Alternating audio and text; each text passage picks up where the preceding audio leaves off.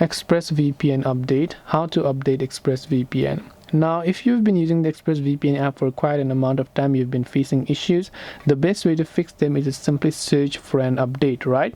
Now, to update, basically, you can try to simply go ahead and then open up this particular Play Store or App Store from where you downloaded them, and you can simply search for the ExpressVPN app right there, and you'll find the ExpressVPN app. Now, if the app requires an update, you'll see the update button right there, and you can also check for updates manually by opening the App Store and searching for this, right? Because usually the updates will get installed automatically. There's nothing really that you have to do.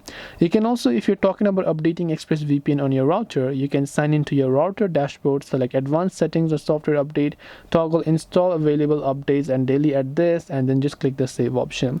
So I hope that this video really helped you. If you have got any further questions, feel free to leave them down below. Thank you for watching till the very end of the tutorial, and as always, see you soon in our next video.